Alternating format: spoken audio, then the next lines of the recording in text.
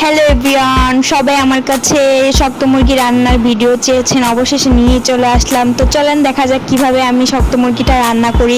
তো ফার্স্টে আমি মুরগিটাকে ভালো করে কেটে ধুয়ে নিব, ধুয়ে তারপর হচ্ছে এখানে পেঁয়াজগুলো দিয়ে দিব। পেঁয়াজগুলো এখানে দিয়ে তারপর আদা রসুন বাটা দিবেন, আপনার পেঁয়াজ বাটা দিবেন, তারপর পেঁয়াজ বাটা আদা রসুন বাটা দিয়ে ভালো করে নেড়ে তারপর 1 চামচ হলুদের গুঁড়া, 2 চামচ মরিচের গুঁড়া, 1 চামচ আপনার গরম মশলার গুঁড়া, 1 চামচ ধনিয়ার গুঁড়া, এগুলো ভালো করে দিয়ে দেখতে পাচ্ছেন আমি কী কী দিচ্ছি, এগুলো দিয়ে ভালো করে নেড়ে নেবেন। আপনাদের মুরগি অনুযায়ী আর কি মশলাগুলো দিতে হবে, সেই অনুযায়ী আপনারা পরিমাণ করে দিবেন। তো ফার্স্টে আমি ওইগুলো কষিয়ে তারপর হচ্ছে মুরগিটা দিয়ে দিচ্ছি। মুরগিটা দিয়ে ভালো করে কষিয়ে নিতে হবে, ভালো করে ভাজা ভাজা করে কষিয়ে নিলে মাংসটা সেদ্ধ হবে, খেতেও দারুণ মজা হবে। এটা এখন একটু নেড়ে ভালো করে কষিয়ে নিতে হবে, কষিয়ে তারপর হচ্ছে ভালো করে নেড়ে ঢেকে রাখতে হবে, ঢেকে রেখে তারপর পরে একটু উঠিয়ে পানি দিয়ে তারপরে এই যে ঢেকে রাখতে হবে। লো আঁচে এটাকে রেখে দেবেন অনেকক্ষণের জন্য। তারপরে এই যে দেখেন ফাইনাল লুক, এই যে নেড়ে নিচ্ছি।